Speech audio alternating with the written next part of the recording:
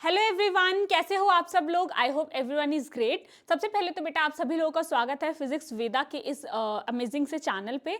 हम जो पढ़ रहे थे बेटा कंट्रोल एंड कोऑर्डिनेशन, उसका हमने पहला लेक्चर पढ़ लिया था। आज उसका दूसरा लेक्चर हम पढ़ेंगे जिसमें हम टॉपिक जो हमारा आज का लेक्चर का रहेगा वो ब्रेन रहेगा। ठीक है, हम ब्रेन के बारे में सारी चीज़ें पढ़ेंगे। ब्रेन के अंदर कौन कौन से मतलब कि ब्रेन के कितने पार्ट्स में डिवाइड होता है, ब्रेन का कौन सा पार्ट क्या काम करता है, वो सारी चीजें हम इस लेक्चर में पढ़ेंगे। ठीक है, तो स्टार्ट करते हैं। सबसे पहले तो ब्रेन क्या होता है ना। आपने सुना होगा कि ब्रेन क्या होता है, आपको पता है, बट इसको हम अगर हमारे एग्जाम में आ गया तो हमको क्या क्या पॉइंट्स लिखने होते हैं मैं तुम्हें वो बताऊंगी। ठीक है, चलो। तो highest coordinating centre of the body, brain is highest बेटा कोऑर्डिनेटिंग सेंटर होता है हमारी बॉडी का। मतलब कि ये ऐसा हिस्सा होता है, ऐसा पार्ट है हमारी बॉडी का जो कि सारी पूरी बॉडी को कोऑर्डिनेट करके चलता है ना। एक दूसरे को मतलब कोऑर्डिनेशन से एक बॉडी के पार्ट को दूसरे बॉडी के पार्ट से कोऑर्डिनेट करता है, मिलजुल के काम कराता है हमारी बॉडी को। ठीक है, तो ऐसा काम कौन, मतलब कि ये काम कौन कर रहा है हमारी बॉडी में, ब्रेन कर रहा है। ठीक है, नेक्स्ट है बेटा located inside the skull. Brain कहाँ लोकेटेड है, brain is located inside the skull. Skull होता है ना जो आपका, मतलब आपने कभी स्केलेटल मतलब देखा होगा ना, स्केलेटन देखा होगा आपने कभी लैब में, स्कूल्स की लैब में, तो आपने देखा होगा बेटा जो उसका मतलब कि हेड वाला जो पार्ट होता है, तो उसमें व्हाइट कलर का मतलब एक खोपड़ी उसको बोलते हैं ना। व्हाइट कलर का आपका पूरा हेड वाला पार्ट होता है, उसको क्या बोलते हैं बेटा, स्कल बोला जाता है। क्या बोलते हैं उसको, skull. Protected by a box called cranium. जो हमारा स्कल होता है वो एक बॉक्स में, वो बोन्स का बॉक्स बना होता है बेटा, और उस बोन्स को हम क्या बोलते हैं, क्रेनियम बोलते हैं। ठीक है, the brain is surrounded by 3 membrane called meninges. हमारा जो ब्रेन है बेटा वो 3 मेम्ब्रेन से सराउंडेड होता है। मैं तुम्हें बताऊंगी वो 3 मेम्ब्रेन कौन सी होती हैं, उनको हम मेनिंजेस बोलते हैं। ठीक है, क्या बोलते हैं उनको हम बेटा मेनिंजेस बोलते हैं। The space between the membrane is filled with cerebrospinal fluid. जो 3 अलग अलग मेम्ब्रेन्स होती हैं उनके बीच में कुछ फ्लूइड भरा होता है। वो फ्लूइड क्यों होता है, वो फ्लूइड आपके शॉक एब्जॉर्प्शन का काम करता है ना।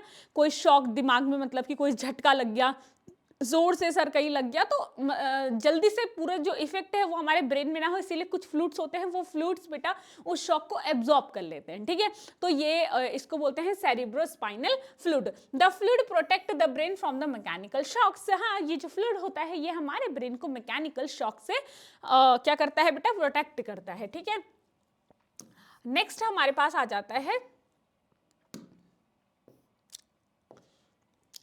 नेक्स्ट देखो, हमारा जो ब्रेन है ना, वो हमारा ब्रेन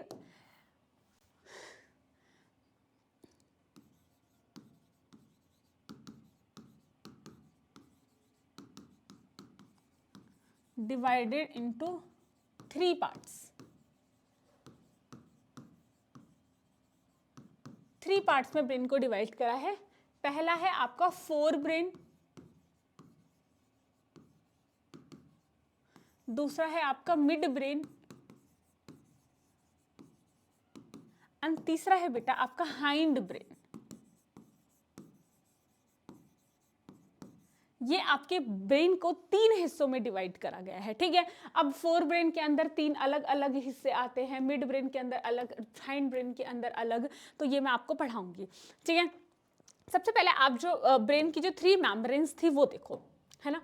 फॉर एग्जाम्पल ये आपका ब्रेन है,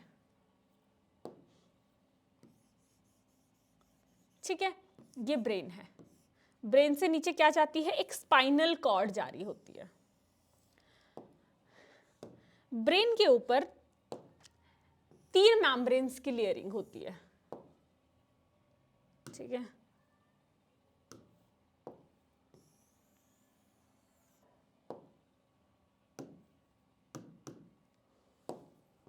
इस तरीके से मेम्ब्रेन्स की लेयरिंग होती है। इनको हम बोलते हैं मेनिंजेस।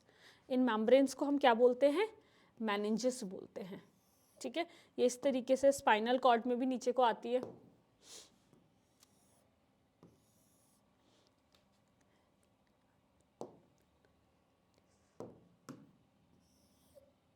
ठीक है, इनको क्या कहा जाता है, मैनेंजिस कहा जाता है, ठीक है। तीन कवरिंग होती है, 3 लेयर होती है मैनेंजिस की, ठीक है। सबसे अंदर की जो कवरिंग होती है, सबसे बाहर की जो कवरिंग होती है उसको बोलते हैं ड्यूरामेटर। सबसे बाहर की कवरिंग को क्या बोलते हैं? ड्यूरामेटर बोलते हैं।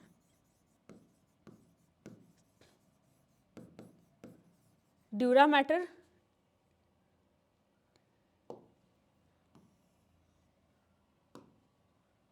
ड्यूरामेटर।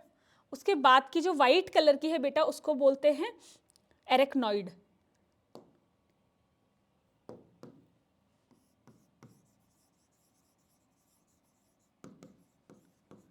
एरेक्नॉइड, ठीक है। और तीसरा जो है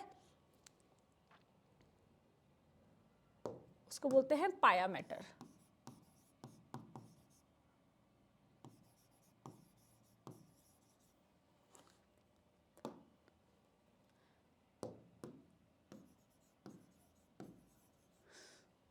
तो जो पहली है बेटा उसको ड्यूरामेटर बोलते हैं, दूसरे को एरेक्नॉइड बोलते हैं, तीसरे को पायामेटर बोलते हैं। ये जो अंदर आपका जो ब्रेन बनाया है, ये वाला जो पार्ट है ना, ये आपका क्या है? ब्रेन है, ये ब्रेन है, ठीक है। आपको दिख रहा होगा ये जो नीचे वाला पार्ट है बेटा, ये आपका क्या है? स्पाइनल कॉर्ड है।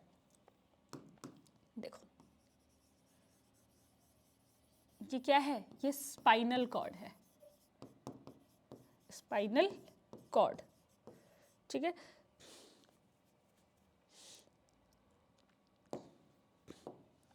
चलो नेक्स्ट, अब हमारे जो fore brain, mid brain, hind brain है उसको हम एक एक करके पढ़ते हैं और उसके अंदर कौन कौन से पार्ट्स होते हैं और उनका क्या काम होता है वो हम देखते हैं, ठीक है।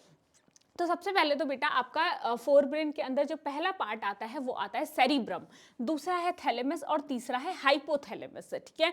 सेरिब्रम बेटा main thinking and the largest part of the brain होता है। सेरिब्रम क्या होता है? Main thinking and the largest part of brain होता है। जो भी हम सोचते हैं, है ना, जो भी हम सोचते हैं, हमको खाना खाना है हम सोच लेते हैं पहले, हमको पढ़ाई करनी है हम सोच लेते हैं, हमको लेक्चर देखना है हम सोच लेते हैं पहले।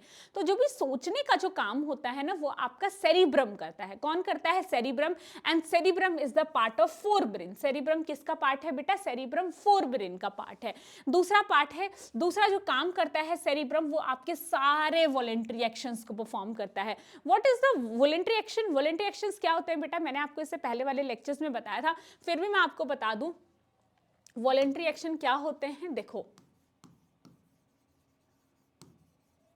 वॉलेंट्री एक्शंस क्या होते हैं?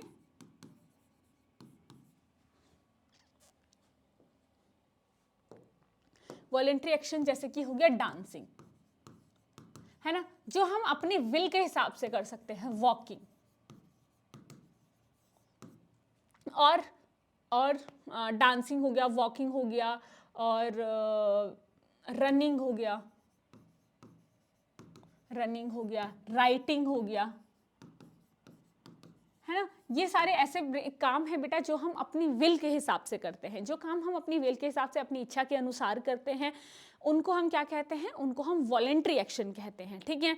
तो चलो वॉलेंट्री एक्शंस के लिए कौन रिस्पॉन्सिबल होता है? वॉलेंट्री एक्शंस के लिए बेटा आपका सेरिब्रम रिस्पॉन्सिबल होता है। It has seat of mental ability, control, thinking, memory, ठीक है, reasoning, perception, emotion and speech. बेटा ये जो सेरिब्रम है ये आपकी बॉडी में क्या क्या चीज़ों को कंट्रोल करता है? ये आपकी बॉडी में वॉलंटरी एक्शंस के साथ साथ कंट्रोल, थिंकिंग कंट्रोल में, मतलब कि आपकी बॉडी की जो थिंकिंग होती है उसको कंट्रोल करने में, रीजनिंग में हेल्प करता है बेटा, परसेप्शन में हेल्प करता है, इमोशंस में और स्पीच में। जो भी हम बोल रहे हैं, है ना, जो बात कर रहे हैं, वो सारी चीज़ें हम किसकी वजह से कर रहे हैं? हम बेटा सेरिब्रम की वजह से कर पा रहे हैं। जिस व्यक्ति का सेरिब्रम में कुछ दिक्कत हो जाती है किसी एक्सीडेंट की वजह से, तो वो बेटा इन सारी चीज़ों को करने में क्या नहीं रहता? सक्षम नहीं रहता, ठीक है। तो आपको ध्यान रखना है ये भी। देखो फोर ब्रेन आपका ये वाला पार्ट होता है ना, मेन सबसे ज्यादा जो मतलब सबसे बड़ा पार्ट होता है वो आपका फोर ब्रेन होता है। मिड ब्रेन ये रहा आपका,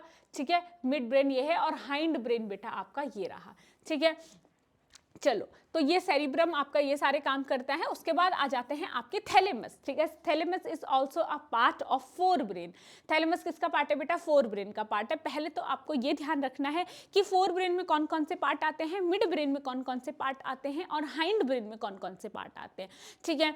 चलो बेटा, आपके एग्जाम्स आने वाले हैं तो आपको याद करने की ट्रिक्स पता होनी चाहिए, ठीक है। मतलब कि एग्जाम्स, बोर्ड के जो एग्जाम्स हैं बेटा, उनमें नंबर लाना इतनी कोई बड़ी बात नहीं है, आप नंबर ला सकते हो। मतलब आपको क्या करना है, आपको एनसीईआरटी को पढ़ना है, आपको लेक्चर्स लेने हैं। आपने बेटा इतने साल भर कुछ ना कुछ तो पढ़ाई करी होगी ना, इतना मतलब इतनी मुश्किल बात नहीं है। एटलीस्ट कुछ बच्चे तो पास होने के लिए भी जूझते रहते हैं, मतलब कि पास हो जाएंगे, नहीं होंगे, सब पास हो जाओगे बेटा, है ना। इतनी कोई बड़ी बात नहीं है। आपको बस क्या करना है, आपको अभी से लग जाना है, आपको बस पढ़ाई करते रहना है। जो भी आपको पढ़ा रहे हैं, जो भी टीचर्स पढ़ा रहे हैं, एटलीस्ट आप उन लेक्चर्स को देखो। हमारे इस चैनल पे जितने भी टीचर्स ने पढ़ाया है, बहुत बेस्ट पढ़ाया है। आप उन लेक्चर्स को देखना शुरू करो, उन लेक्चर्स को पढ़ना शुरू करो। जब आप उनको पढ़ेंगे, देखेंगे, तो आपको पढ़ने का मतलब कि ये रहता है ना पीछे से सपोर्ट। वो लेक्चर्स आपके लिए एज अ सपोर्ट काम करेंगे। आपको जो टॉपिक नहीं आ रहा है, आपको जो दिक्कत, जिस चीज़ में दिक्कत हो रही है, आप उन लेक्चर्स को देखोगे। फिर जब आप लेक्चर्स देखोगे, उसके बाद आप लर्न करने की कोशिश करो, चीज़ों को याद करने की कोशिश करो, क्वेश्चन प्रैक्टिस करने की कोशिश करो, सैम्पल पेपर सॉल्व करो, प्रीवियस ईयर पेपर सॉल्व करो, तो बेटा आपके बहुत अच्छे नंबर आएंगे, ठीक है। अभी आपको क्या करना है, इस समय पे आपको बस पढ़ते रहना है, पढ़ते रहना है। प्री बोर्ड्स हो रहे हैं, नहीं ध्यान देना है कि प्री बोर्ड्स में बेकार नंबर आ रहे हैं, अच्छे नंबर आ रहे हैं। फाइनल पेपर में आपके अच्छे नंबर आएंगे, ठीक है। तो आपको बस लेक्चर्स को बहुत ध्यान से लगाना है, लेक्चर्स को बहुत अच्छे से देखना है। उसके बाद आपको क्या कर रहे हैं, उसका आपको अपनी लर्न करना है ना, लर्न करना है, टेस्ट देने हैं, थोड़े क्वेश्चन आंसर राइटिंग की प्रैक्टिस करनी है, हो जाएगा इतने से, ठीक है। चलो, तो अपने टॉपिक हमारा है थैलेमस। थैलेमस क्या करता है, it relay sensory information to the cerebrum. अब बेटा जो भी सारी सेंसरी इंफॉर्मेशन आती है, वो सब सेरिब्रम के पास कौन पहुंचाता है, ये थैलेमस पहुंचाता है। थैलेमस क्या काम करता है, इंफॉर्मेशन को पहुंचाने का काम करता है, कहां पर, सेरिब्रम तक, ठीक है। Thalamus is also the part of forebrain. उसके बाद आता है बेटा आपका hypothalamus. It control sleep, hunger, thirst etcetera. It form the link between nervous system and the endocrine system. Hypothalamus बेटा, आपको हाइपोथैलेमस एक ग्लैंड भी होती है बेटा, ये ना आपके पास हार्मोन्स भी सेक्रेट करती है, ठीक है। आपने पढ़ा होगा, अगर आपने एक्सक्रीटरी सिस्टम क्लास मतलब इसके अब ये चैप्टर अगर आपने पढ़ा होगा तो आप हाइपोथैलेमस नाम की ग्लैंड भी सुनी होगी आपने, ठीक है।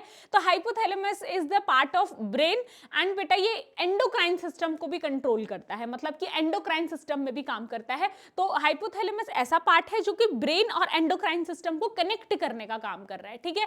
क्या करने का काम कर रहा है, कनेक्ट करने का काम कर रहा है। तो आपको ये ध्यान रखना है कि ये क्या क्या चीजें पहले तो कंट्रोल करता है, ये स्लीप को कंट्रोल करता है, हंगर को कंट्रोल करता है, थर्स्ट को कंट्रोल करता है, मतलब प्यास को, ठीक है। हंगर, भूख, स्लीप, नींद, ये सारी चीजें आपका हाइपोथैलेमस कंट्रोल कर रहा है। Form the link between nervous system and endocrine system. Nervous system मतलब जो हम पढ़ रहे हैं अभी, हम नर्वस सिस्टम ही तो पढ़ रहे हैं, ब्रेन, स्पाइनल कॉर्ड, है ना, नर्व्स। और एंडोक्राइन सिस्टम क्या होता है बेटा, एंडोक्राइन सिस्टम होता है सारा का सारा हार्मोनल सिस्टम। हम इसी चैप्टर्स में उसको पढ़ेंगे, लेकिन एंडोक्राइन सिस्टम होता है सारा का सारा हार्मोनल सिस्टम। जो भी हार्मोन्स आपकी बॉडी में काम करते हैं, वो हार्मोनल सिस्टम जो है उसको हम एंडोक्राइन सिस्टम बोलते हैं। अभी हम देखेंगे इसके बाद, ठीक है। नेक्स्ट जो है बेटा वो है आपका मिड ब्रेन। मिड ब्रेन क्या करता है, मिड ब्रेन ये रहा, ठीक है। मिड ब्रेन क्या करता है, कनेक्ट करता है fore brain and hind brain को बेटा। It's very very very important, ठीक है। बच्चों को ये फंक्शंस ही नहीं याद होते और एग्जाम में ये फंक्शंस ही आते हैं। वो बोल देगा कि बेटा आप फोर ब्रेन के पार्ट्स बताओ, फोर ब्रेन के पार्ट्स लिखो और उनका फंक्शंस लिखो। मिड ब्रेन का क्या काम होता है, हाइंड ब्रेन का क्या काम होता है, यही ऐसे ही क्वेश्चन आएंगे, बहुत ही डायरेक्ट क्वेश्चन आएंगे। तो आपको सीधा सीधा याद कर लेना है। मिड ब्रेन क्या करता है, कनेक्ट करता है fore brain and hind brain को, concern with few involuntary actions. जो मिड ब्रेन है बेटा वो इनवॉलेंट्री एक्शन के साथ कंसर्न होता है आपकी बॉडी के। What do you mean by involuntary actions? Involuntary actions होते हैं बेटा जो आपके कंट्रोल में नहीं होती हैं। उन एक्शंस को हम क्या बोलते हैं, इनवॉलेंट्री एक्शंस बोलते हैं। For example pumping of heart, pumping of heart. क्या आपके हार्ट का पंप करना आपके हाथों में है? आप क्या उसको पंप करना बंद करवा सकते हो? बिल्कुल नहीं करवा सकते, ठीक है। तो वो क्या है, एक इनवॉलेंट्री एक्शन है। किडनी, फिल्ट्रेशन इन किडनी,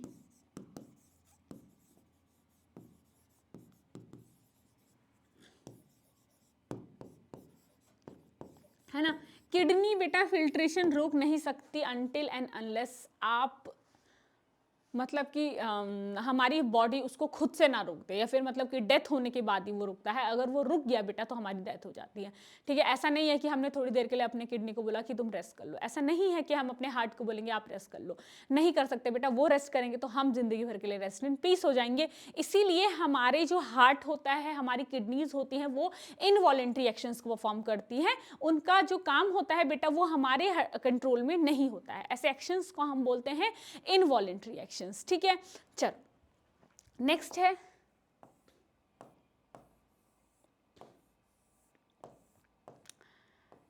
नेक्स्ट आता है बेटा आपका हाइंड ब्रेन, है ना। हाइंड ब्रेन में आपके दो मेन पार्ट्स होते हैं, सेरिब्रम, पॉन्स, और तीसरा होता है मेड्यूला। तीन मेन पार्ट होते हैं। कनेक्ट करता है पहले तो fore brain and hind brain को। Hind brain fore brain hind brain को मिड ब्रेन कनेक्ट करता था। सेरिब्रम यहाँ पर ये लिख दिया, ये नहीं है, ठीक है। सेरिब्रम क्या करता है, control, coordinate muscular movement, maintain body balance and posture. देखो आपने कभी किसी ड्रंक मैन को देखा होगा, ड्रंक किसी आदमी को देखा होगा, आदमी औरत किसी को भी देखा होगा, तो वो क्या करते हैं जब वो मतलब कि जब वो ड्रंक हो जाते हैं तो उसके बाद उनकी जो बॉडी होती है ना वो सीधी पोस्चर में रहती है, वो इधर उधर ढूलने लग जाते हैं, है ना। तो वो ऐसा क्यों होता है उनके साथ, क्योंकि बेटा जो अल्कोहल होता है वो डायरेक्टली एक्ट करता है आपके सेरिबेलम पे। तो सेरिबेलम पे वो एक्ट करता है तो सेरिबेलम का बेटा क्या हो जाता है, अब सेरिबेलम क्या कर रहा है, अपने पोस्चर को बैलेंस नहीं कर पा रहा है ना। तो वो सेरिबेलम पे काम करता है और सेरिबेलम आपके पोस्चर को मेंटेन करता है। जब आप ड्रंक हो जाओगे बेटा तो जो आदमी ड्रंक हो जाता है वो अपने पोस्चर को नहीं बैलेंस कर पाता, बिकॉज उसका सेरिबेलम पे मतलब उस जो अल्कोहल होता है उसका जो डायरेक्ट असर होता है वो सेरिबेलम पे पड़ता है, ठीक है। और सेरिबेलम काम कर रहा है पोस्चर का। अगर सेरिबेलम में कुछ गड़बड़ हो गई तो बेटा आपकी बॉडी का पोस्चर मेंटेन नहीं रह पाएगा, ठीक है। तो ये क्या कंट्रोल करता है, कंट्रोल एंड कोऑर्डिनेट करता है मस्कुलर मूवमेंट को, मेंटेन करता है body balance and body posture को, ठीक है। पॉन्स कनेक्ट करता है बेटा, connect with regulation of breathing rate and sleep cycle. Pons का मेन काम होता है आपकी ब्रीदिंग जो रेट होता है उसको मेंटेन करना, है ना। आपका जो लंग्स का जो पूरा काम, जो पूरा मेंटेनेंस होता है वो पॉन्स करता है। उसके बाद जो मेडुला ऑब्लेंगेटा होता है, control involuntary actions like blood pressure, salivation and vomiting. ये कौन कंट्रोल करता है बेटा, मेडुला कंट्रोल करता है। क्या क्या कंट्रोल करता है मेडुला, ब्लड प्रेशर मेंटेन करता है, सेलाइवेशन और वॉमिटिंग, इन सारी चीजों को मेडुला ऑब्लेंगेटा कंट्रोल करता है, ठीक है। तो आपको इनके फंक्शंस याद होने चाहिए। उसके बाद आता है बेटा spinal cord. Spinal cord cylindrical structure होता है, ये है आपका स्पाइनल कॉर्ड, ये है बेटा स्पाइनल कॉर्ड, है ना। ये स्पाइनल कॉर्ड है, ये ब्रेन है। तो ये स्पाइनल कॉर्ड क्या होती है, एक सिलेंड्रिकल स्ट्रक्चर होती है, एक सॉलिड स्ट्रक्चर होता है, begins in continuation with medulla. कहां से शुरू होता है, ये आपके medulla, medulla is the lowest part of the brain, और वहां से आपका स्पाइनल कॉर्ड क्या होता है, स्टार्ट होता है। It is surrounded by membrane called meninges. बेटा स्पाइनल कॉर्ड भी ब्रेन की तरह मेनिंजेस से सराउंड होता है। जो भी मेनिंजेस स्पाइनल कॉर्ड को ब्रेन को सराउंड करती है वही मेनिंजेस नीचे तक आती है, स्पाइनल कॉर्ड को सराउंड करती है, ठीक है। 31 pair of nerves arise from the spinal cord. Spinal cord से बेटा कितने नर्व्स, कितने नर्व निकलते हैं बेटा, 31 पेयर, है ना। 31 पेयर कैसे बोल रहे हैं, 31 पेयर हम इसीलिए बोल रहे हैं क्योंकि देखो ये स्पाइनल कॉर्ड है ना। तो जो नर्व इधर को निकलेगी वो इधर भी निकलेगी, जो इधर को निकलेगी वो इधर भी निकलेगी, इधर इधर इधर इधर, इस तरीके से बेटा क्या होते हैं, 31 पेयर होते हैं, ठीक है। कितने पेयर होते हैं, 31 पेयर होते हैं जो कि निकलते हैं आपके स्पाइनल कॉर्ड से, ठीक है। तो आपको ध्यान रखना है, it is connected with spinal reflex action. बेटा ये किस चीज से कनेक्टेड, आपका स्पाइनल रिफ्लेक्स एक्शन। मैं आपको रिफ्लेक्स एक्शन बहुत अच्छे से डिटेल में अभी पढ़ाऊंगी, लेकिन ठीक है अभी आपको ये ध्यान रखना है कि जो भी रिफ्लेक्स एक्शन होता है आपकी बॉडी में उसमें ब्रेन इन्वॉल्व नहीं होता है, उसमें स्पाइनल कॉर्ड इन्वॉल्व होती है, ठीक है। तो आपको ध्यान रखना है ये कि जो भी रिफ्लेक्स एक्शन होता है उसमें स्पाइनल कॉर्ड इन्वॉल्व होती है। It help in conduction of the nerve impulse to and from the brain. बेटा ब्रेन तक जो इंफॉर्मेशन होती है वो नर्व्स से लेके जाती है। नर्व्स कहाँ से गुजरती हैं, स्पाइनल कॉर्ड से कुछ नर्व्स गुजरती हैं, तो ब्रेन से जो इंफॉर्मेशन जाती है और ब्रेन तक जो इंफॉर्मेशन आती है उसके बीच में कनेक्शन जो होता है वो स्पाइनल कॉर्ड का होता है, ठीक है। तो आपको बेटा ये ध्यान रखना है। उसके बाद क्या है, नेक्स्ट आता है आपका नेक्स्ट आता है आपका अब protection of the brain. The brain is placed in the body box called cranium and it is the part of skull. बेटा जो आपका ब्रेन होता है, ब्रेन एक स्कल, एक बॉडी, ये जो बॉक्स होता है इसके अंदर आपका ब्रेन क्या रहता है, ये ब्रेन है ना. और ब्रेन किससे बेटा प्रोटेक्टेड है? क्रेनियम से. क्रेनियम. तो जो ब्रेन को प्रोटेक्ट करता है उस स्ट्रक्चर को हम क्या बोलते हैं? उस स्ट्रक्चर को हम बोलते हैं cranium. Brain is wrapped in 3 separate membrane called meninges. हाँ, हम ये चीज पढ़ चुके हैं, मैंने आपको बता दिया था कि जो ब्रेन है बेटा वो 3 मेम्ब्रेन में क्या होता है? रैप्ड होता है. उन 3 मेम्ब्रेन्स को हम क्या बोलते हैं? हम बोल रहे थे dura mater, arachnoid mater and pia mater. ये 3 लेयर्स होते हैं जिससे हमारा ब्रेन क्या रहता है? जिससे हमारा ब्रेन रैप्ड रहता है. ठीक है, जैसे हम रैपिंग शीट होती है, किसी चीज को रैप करते हैं, वैसे हमारा ब्रेन भी कुछ रैपिंग शीट से रैप्ड होता है. उन रैपिंग शीट्स को बेटा हम मेनिंजेस बोलते हैं. सबसे पहली मेनिंजेस कौन सी थी? सबसे पहली थी बेटा आपके पास ड्यूरा, उसके बाद थी एरेक्नॉइड, तीसरी थी आपके पास पायोमैटर. ठीक है, the space present between 3 these layer filled with a cerebrospinal fluid, जिसको हम CSF बोलते हैं, है ना. जो फ्लूइड प्रेजेंट होता है उन तीनों मेम्ब्रेन्स के बीच में, यहां पर बेटा फ्लूइड होता है, कुछ फ्लूइड. इस फ्लूइड को हम क्या बोलते हैं? इस फ्लूइड को हम बोलते हैं CSF, सेरिब्रोस्पाइनल फ्लूइड. ठीक है, चलो नेक्स्ट आता है this fluid filled with balloon act as a shock absorber. ये बलून लाइक स्ट्रक्चर, बलून की तरफ की आपने गुब्बारे में पानी भर देते हो ना होली वगैरह में, तो उसी तरीके से ब्रेन में भी ये मैटर भरा होता है. ये स्पाइनल फ्लूइड, सेरिब्रोस्पाइनल फ्लूइड भरा होता है और ये क्या काम करता है? ब्रेन को शॉक एब्जॉर्बेंस से बचाता है. ठीक है, cushion and protect the brain from the injury and the shock, है ना. जब बहुत ज्यादा कुछ मेजर चीज हो जाती है तभी हमारे दिमाग पे असर पड़ता है ना. जब आपका कहीं बहुत जोर से भी कहीं सर लग जाता है तो ऐसा मतलब कि ऐसा वो सा हो जाता है, वहां पे सॉइलिंग सी आ जाती है. लेकिन ऐसा नहीं है कि आपका दिमाग का कुछ फट गया, दिमाग की हड्डी टूट गई, ऐसा तुमने कभी नहीं सुना होगा. इस बंदे की दिमाग की हड्डी, भाई दिमाग की को अगर हड्डी टूट गई तो मतलब फिर खत्म, मतलब बहुत सीरियस इंजरी हो जाती है वो. ऐसा नहीं है कि हाथ में हड्डी टूट जाती है, पैर में हड्डी, कमर में हड्डी टूट जाती है ना, शोल्डर्स में टूट जाती है तो हम प्लास्टर लगा के उसे ठीक कर सकते हैं. लेकिन बेटा अगर दिमाग की हड्डी टूट गई तो मतलब फिर समझ लो बहुत सीरियस केस हुआ है. ठीक है, चलो नेक्स्ट आता है प्रोटेक्शन ऑफ स्पाइनल कॉर्ड. अब ब्रेन की जैसे प्रोटेक्शंस होती है ना, ऐसे स्पाइनल कॉर्ड की भी प्रोटेक्शंस होती हैं. Like brain, spinal cord is also wrapped in spinal meninges and consist of the cerebro spinal fluid. इसमें बेटा सेरिब्रो स्पाइनल फ्लूइड प्रेजेंट होता है. जैसे आपके ब्रेन में सेरिब्रो स्पाइनल फ्लूइड होता है वैसे ही इसमें सेरिब्रो स्पाइनल फ्लूइड होता है. The spinal cord is protected by vertebral column or backbone. जो स्पाइनल कॉर्ड होती है बेटा वो किससे प्रोटेक्टेड होती है? वो प्रोटेक्टेड होती है बेटा आपकी बैकबोन से, और बैकबोन को हम वर्टिब्रल कॉलम भी बोलते हैं. ठीक है, the vertebral column is formed by 33 individual bone called vertebra, और ये 33 बोन से बना होता है जिनको हम वर्टिब्रा भी बोलते हैं. ठीक है, 11th क्लास में जब आप जाओगे, साइंस लोगे तो आप ये पढ़ोगे. अब नेक्स्ट हमारा आता है बेटा reflex action. The pathway through which nerve impulse pass during reflex action is called a reflex arc. देखो रिफ्लेक्स एक्शन और रिफ्लेक्स आर्क में क्या अंतर होता है, मेरी बात सुनो.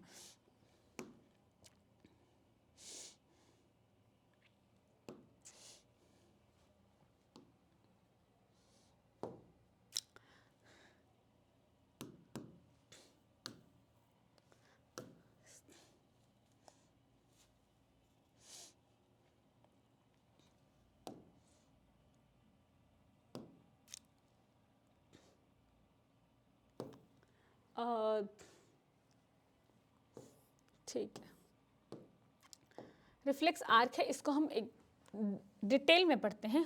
होता क्या है, देखो रिफ्लेक्स एक्शन क्या होता है? रिफ्लेक्स एक्शन होता है कि आपने किसी गर्म चीज पे, है ना, किसी बहुत ज्यादा ठंडी चीज पे, गर्म चीज पे, किसी शार्प ऑब्जेक्ट पे आपका हाथ गलती से लग गया और आप अपने हाथ को एकदम से हटा देते हो, है ना, हटा देते हो हाथ को. तो क्या आप इसके बीच में सोचते हो कि मैं हाथ को हटाऊं या ना हटाऊं? सोचते हो क्या इसके बीच में? नहीं, हम नहीं सोचते हैं मैम, हम बिल्कुल नहीं सोचते हैं, हम एकदम से अपने हाथ को हटा देते हैं, ठीक है। तो हाथ को हम हटाते हैं, हमारा ब्रेन सोचता नहीं, हम एकदम से हटा देते हैं। ये जो प्रोसेस होता है ना, इस प्रोसेस को एक नाम दिया गया है बेटा, और इस प्रोसेस को हम नाम देखते हैं रिफ्लेक्स एक्शन का। इस प्रोसेस को हम क्या नाम देते हैं? रिफ्लेक्स एक्शन का। और ये जो पूरा प्रोसेस होता है, इसमें जो जो स्टेप्स इन्वॉल्व होते हैं उनसे बेटा एक आर्क बनता है, और उस आर्क को हम क्या नाम देते हैं? उस आर्क को हम नाम देखते हैं रिफ्लेक्स आर्क, रिफ्लेक्स आर्क का नाम देते हैं, ठीक है। तो सबसे पहले जो रिफ्लेक्स एक्शन होता है वो स्टार्ट कैसे होता है? फॉर एग्जांपल आपको कोई स्टिमुलस मिला, ठीक है, आपको स्टिमुलस मिला कोई भी हॉट ऑब्जेक्ट से, है ना, पॉइंट शार्प ऑब्जेक्ट से, शार्प ऑब्जेक्ट से, या किसी भी कोल्ड ऑब्जेक्ट से आपको क्या मिलता है? स्टिमुलस मिलता है। क्या मिलता है आपको? स्टिमुलस मिलता है। वो स्टिमुलस बेटा क्या, कौन रिसीव करते हैं? आपके रिसेप्टर्स, है ना। कौन रिसीव करते हैं? आपके रिसेप्टर्स रिसीव करते हैं।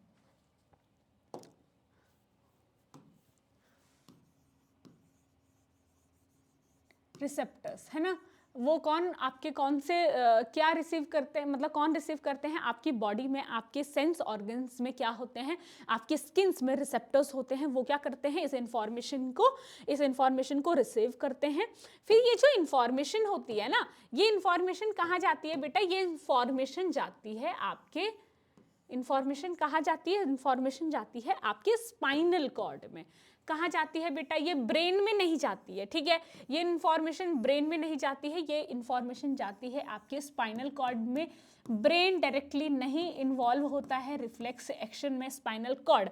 और स्पाइनल कॉर्ड तक कौन सी नर्व्स के द्वारा जाता है बेटा? सेंसरी न्यूरॉन्स के द्वारा। किसके किसके थ्रू जाता है? Sensory neurons.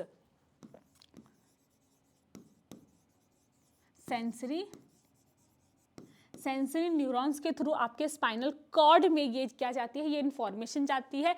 उसके बाद आपका स्पाइनल कॉर्ड में क्या होते हैं? इंटर न्यूरॉन होते हैं, या फिर यहाँ पर हम क्या बोल सकते हैं कि यहाँ पर रिले न्यूरॉन होते हैं।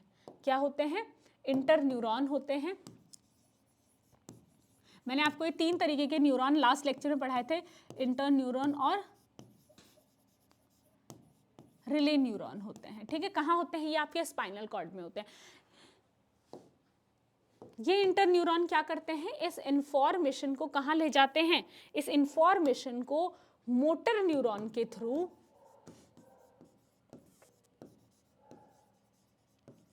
आपके इफेक्टर ऑर्गन में ले जाते हैं। कहाँ ले जाते हैं?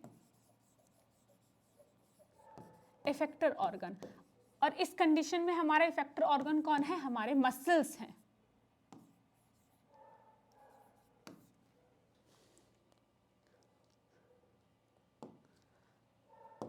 ठीक है। अब क्या होता है? ये जो इफेक्टर ऑर्गन होता है ये क्या करता है? ये बेटा रिस्पॉन्स करते हैं। ये क्या करते हैं? रिस्पॉन्स करते हैं। फॉर एग्जाम्पल ये क्या करेंगे?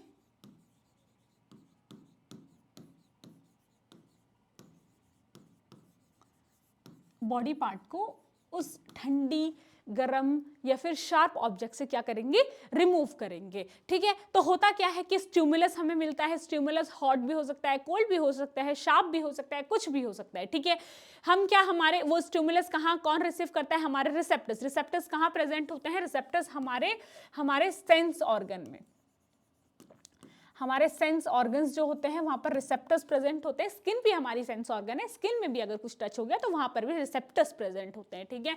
तो स्टिमुलस रिसीव होता है, रिसेप्टर्स क्या होते हैं? एक्टिवेट होते हैं। ये रिसेप्टर्स बेटा सेंसरी न्यूरॉन के थ्रू इस इंफॉर्मेशन को स्पाइनल कॉर्ड तक ले जाते हैं। स्पाइनल कॉर्ड में बेटा इंटर न्यूरॉन होते हैं, ये इस इंफॉर्मेशन को मोटर न्यूरॉन तक पास करते हैं। मोटर न्यूरॉन बेटा इफेक्टर ऑर्गन का, मोटर न्यूरॉन क्या करते हैं? इफेक्टर ऑर्गन में इस इंफॉर्मेशन को ले जाती है। इफेक्टर ऑर्गन फिर क्या करता है? रिस्पॉन्स करता है। For example removal of hand या फिर रिमूवल ऑफ लेग, ठीक है। तो ये पूरा आपका क्या बन जाता है? एक आर्क बन जाता है, और इस पूरे को हम क्या बोलते हैं? रिफ्लेक्स आर्क बोलते हैं, रिफ्लेक्स आर्क बोलते हैं, ठीक है। तो आपको क्या करना है? इसको याद करना है, आपको ध्यान रखना है, ठीक है। तो ये जो रिफ्लेक्स एक्शन था आपका या फिर रिफ्लेक्स मूवमेंट था, इसके जो मेन पॉइंट है वो क्या होते हैं? देखो,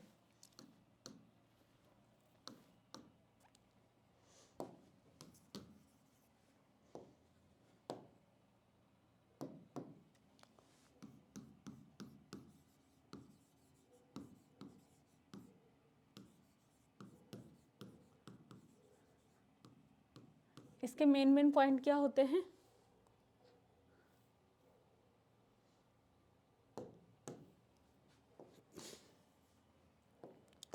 सबसे पहली बात कि क्विक मूवमेंट होता है, ठीक है। ब्रेन इज नॉट इन्वॉल्व, यहाँ पर ब्रेन इन्वॉल्व नहीं होता है। तीसरा क्या है बेटा? Thinking is not involve, thinking, क्योंकि ब्रेन ही नहीं है तो थिंकिंग कैसे इन्वॉल्व होगी, ठीक है। उसके बाद और नेक्स्ट क्या होगा? इनवॉलेंट्री एक्शन होगा, क्योंकि हमने सोचा ही नहीं है ना।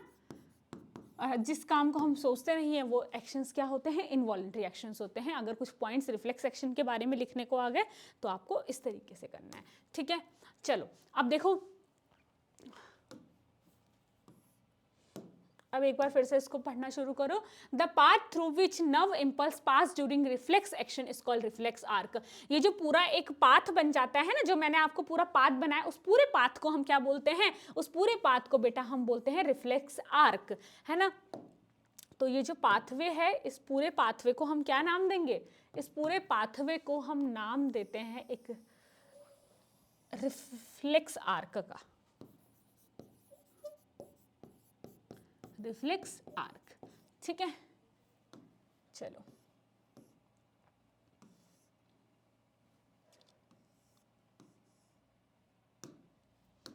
तो देखो इसमें क्या है? The pathway through which nerve impulse pass during the reflex action is called reflex arc. देखो इसमें मैंने आपको क्या बताया था कि हीट मिलती है, heat is the kind of stimulus मिलता है। स्किन्स में बेटा रिसेप्टर होते हैं, स्किन में क्या होते हैं? रिसेप्टर्स होते हैं, वो उस स्टिमुलस को रिसीव करते हैं, फिर वो कहाँ? हमारे स्पाइनल ऑर्गन तक जाती है वो इन्फॉर्मेशन, फिर बेटा स्पाइनल ऑर्गन से इफेक्टर ऑर्गन तक जाती है, फॉर एग्जाम्पल स्किन तक जाती है या मसल तक, और फिर हमारे पे रिस्पॉन्स होता है, जैसे कि हाथ का विड्रॉ कर देना, हाथ को वहां से हटा देना। रिस्पॉन्स क्या होता है? It is a final reaction after the reflex action. जो भी रिफ्लेक्स एक्शन हो उसका जो फाइनल रिस्पॉन्स होता है बेटा, उसको हम रिस्पॉन्स बोलते हैं। फाइनल जो रिएक्शन होता है उसको रिस्पॉन्स बोलते हैं। एनसीईआरटी में ये ऐसा डायग्राम दे रखा है, यहाँ पर थोड़ा सा क्लियर विजिबल नहीं है, बट एनसीईआरटी में बहुत साफ दे रखा है, आपको वहां से इसको देख लेना है। अगर एनसीईआरटी में एग्जाम ये मतलब कि इसके बारे में कुछ आ गया तो मैं भी इसका डायग्राम दे दें और बोल दें कि इसको क्या करो? लेबल करो, ठीक है। तो लेबलिंग के लिए आ सकता है, इसीलिए आपको ये ध्यान रखना है, ठीक है बेटा। चलो नेक्स्ट जो है हमारा इसमें, हाँ कुछ और इन्फॉर्मेशन ये दे रखी है कि reflex action controlled by the spinal cord. बेटा it's very very very important कि जो रिफ्लेक्स एक्शन होता है उसको कौन कंट्रोल करता है? उसको आपका कंट्रोल करता है स्पाइनल कॉर्ड। कौन कंट्रोल करता है रिफ्लेक्स एक्शन को? स्पाइनल कॉर्ड रिस्पॉन्स करती है। Example, withdrawal of hand on touching hot object. जैसे ही आप गर्म चीज को टच करते हो एकदम से हाथ को हटा देते हो।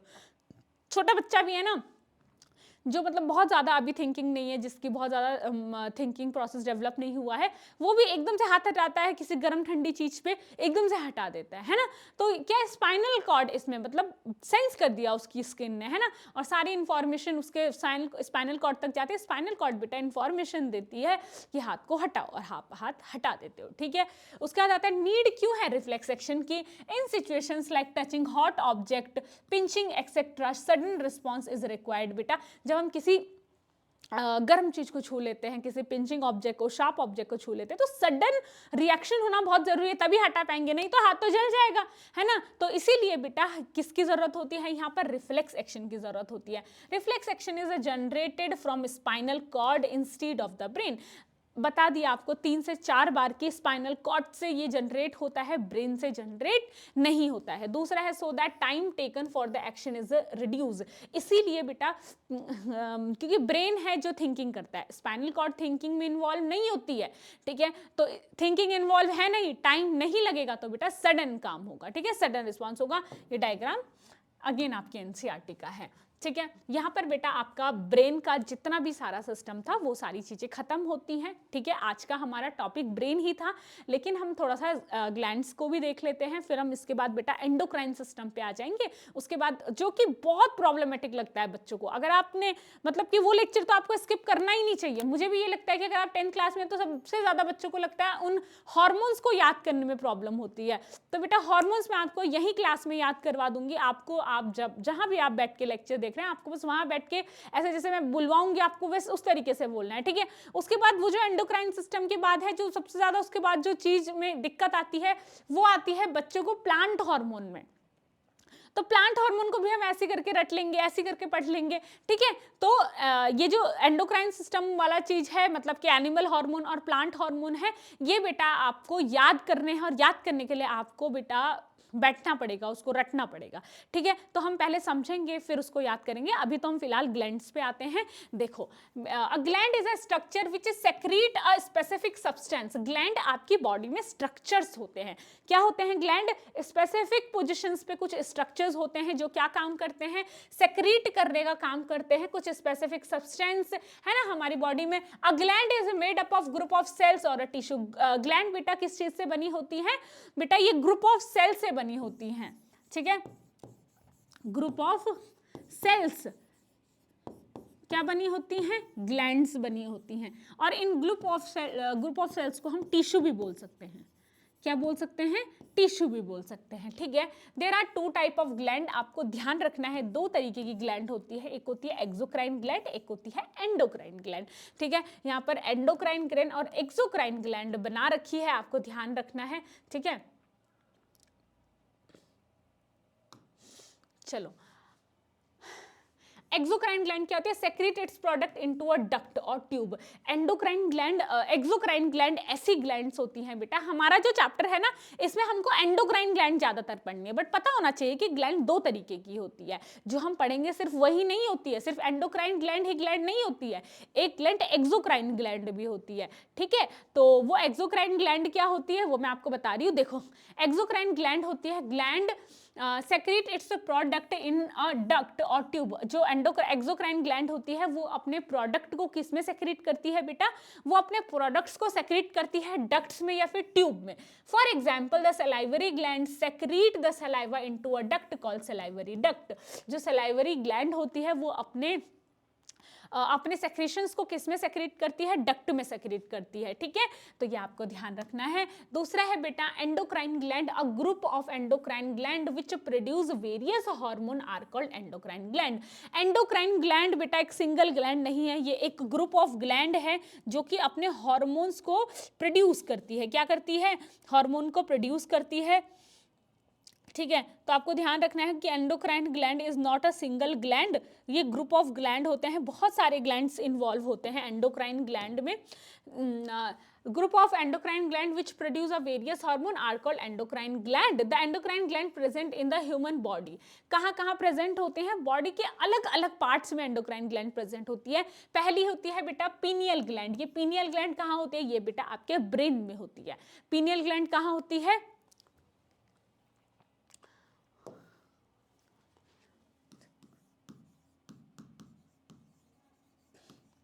पीनियल ग्लैंड कहाँ होती है? ब्रेन में होती है। ठीक है, दूसरा है बेटा आपका हाइपोथैलेमस ग्लैंड, है ना, पिट्यूटरी ग्लैंड। हाइपोथैलेमस भी कहाँ होती है?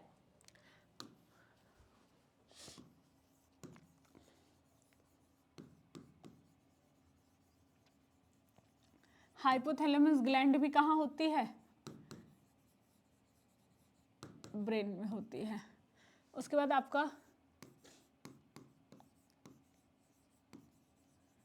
पिट्यूटरी ग्लैंड भी कहाँ होती है? ये भी ब्रेन में होती है,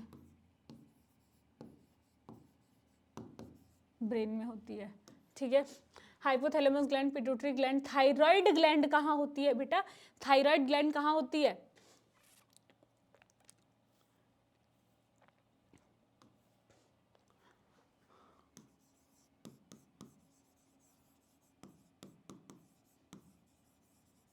थ्रोट रीजन में होती है।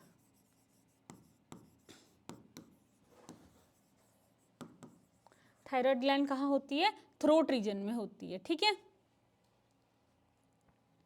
उसके बाद आता है आपका, उसके बाद पैराथायराइड कहाँ होती है? Parathyroid gland thymus.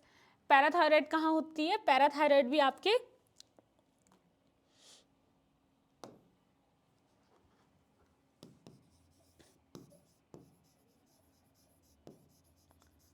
Parathyroid gland भी थ्रोट रीजन में होती है।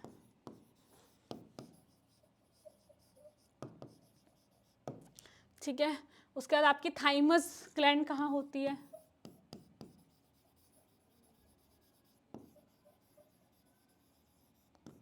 है ना, चेस्ट के पास होती है, चेस्ट के पास होती है, ठीक है। नेक्स्ट आता है आपके पैंक्रियाज। पैंक्रियाज कहाँ होती है? पैंक्रियाज आपके एब्डोमेन में होती है।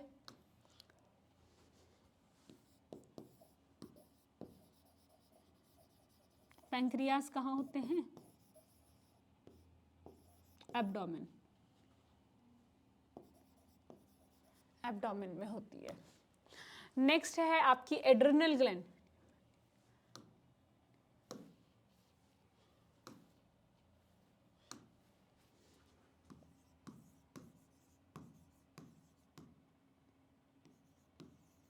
एड्रिनल ग्लैंड कहाँ होती है?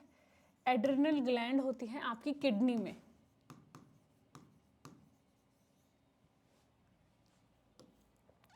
ठीक है। उसके बाद आपके testis only in mails and ovaries in female, है ना। तो टेस्टिस और ओवरीज कहाँ होते हैं?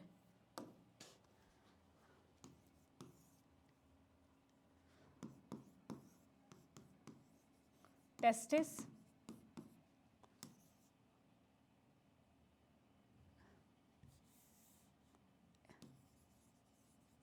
स्क्रोटम में होते हैं, स्क्रोटम में होती है ओनली इन मेल्स।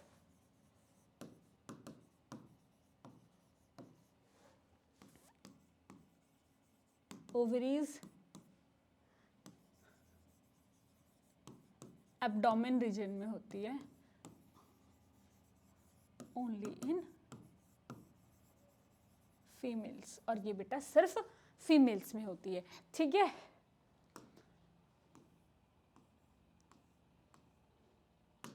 उसके बाद है, देखो उसके बाद आपका ये आपको इन्होंने बता रखी हैं, ये कुछ ग्लैंड्स बता रखी हैं, ये इन्होंने थायराइड ग्लैंड, हाइपोथैलेमस बता रखा है, टेस्टिस बता रखी है, एड्रिनल ग्लैंड बता रखी है, थायराइड ग्लैंड बता रखी है। तो ये आपको बेटा अपनी एनसीईआरटी से देख लेना है, ठीक है। चलो,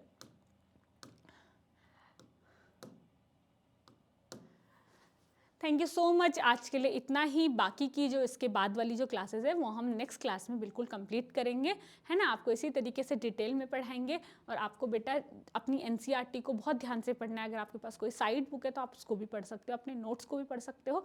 बस आपको समझना है और याद करना है, ठीक है। समझ में आना और याद करना दोनों अलग अलग चीज़ें होती हैं। अगर आपको ये लेक्चर देख के अगर आपको चीज़ें समझ आ गई तो इसका मतलब ये नहीं कि you are able to write in exam, है ना। एग्ज़ाम में आप लिखने के लायक तभी हैं जब आप उसको याद करोगे, आप उसकी प्रैक्टिस करके जाओगे। तो बेटा आपको याद करने के लिए मतलब कि एग्ज़ाम में लिख के आए, उसके लिए आपको क्या करना है, उसके लिए आपको याद करना होगा, ठीक है। तो याद करो, लिखने की प्रैक्टिस करो, आपकी डेफिनेटली आप अच्छे से परफॉर्म कर पाओगे, ठीक है। Thank you so much. आज के लिए इतना ही। Okay, bye.